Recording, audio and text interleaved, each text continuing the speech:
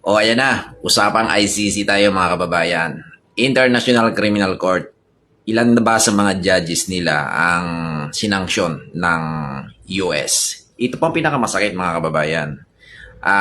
Pati yung Russian ay naglabas ng court order sa mga ICC judges na ito na i-issuehan sila ng arrest warrant. Baliktad na ang nangyayari sa mundo ngayon, no? Akala ko ba International Criminal Court to? Well, sinabi na mismo ng US na naka-freeze lahat ng mga assets nila sa US, United States. Ano nga ba naging dahilan nito? Bakit naka-freeze? Kasi nga, nagalit si US President Donald Trump dahil inisyuhan nila si Netanyahu sa Israel ng arrest warrant. Gusto nilang hulihin at di ba nagkaroon ng gusot ang Gaza at saka yung Israel, di ba marami ang namatay. So, kinasuhan nila at gusto nilang ipahuli si Netanyahu, yung presidente ng Israel. Ngayon, nagalit si Donald Trump. At ginawa nga ni Donald Trump, kamakailan lang, I think, ay last week, ay naglabas na ng court order ang US na yung mga judges na ito ay dapat managot at sanksyonan ng freeze order laban sa mga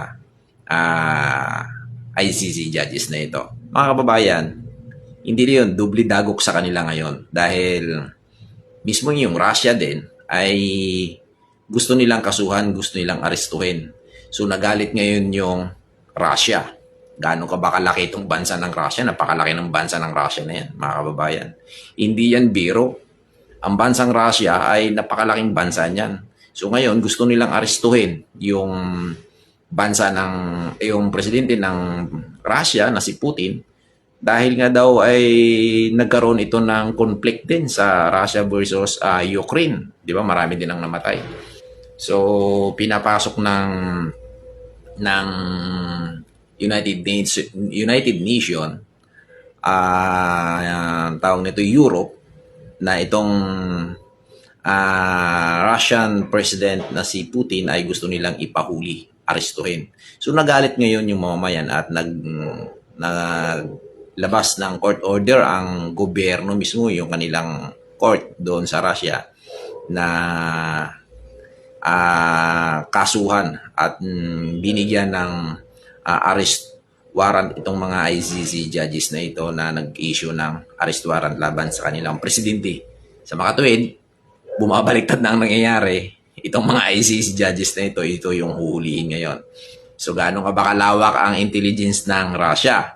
Ang intelligence ng Russia, mga kababayan, sobrang lawak niyan. Napakalaki niyan. Alam nyo ba, kahit na nasa ibang bansa, kaya ka ipadakma, kaya ka ipahuli ng mga Russian government. Gaano ka ba kapangyarihan ang Russia? Putragis yan. Hindi nga parang katumbas niyan, parang Amerika yan Diba? So, dubli-dubli yung dago ng problema ngayon ng mga ICC judges. Di ba, kamakailan, ay last week, ay kinuha nila si Duterte. Nireject nila yung request ni Duterte na interim release. So, ito nga ba ay totoong karma? Sa aking mga nababasa sa social media, ay karma daw. Pero sa tingin ko, walang kinalaman ang issue dito kay Duterte. Well, ay nakikialam ang ICC sa sovereignty ng ating bansa. Isa na rin yun sa paglabag sa ating konstitusyon.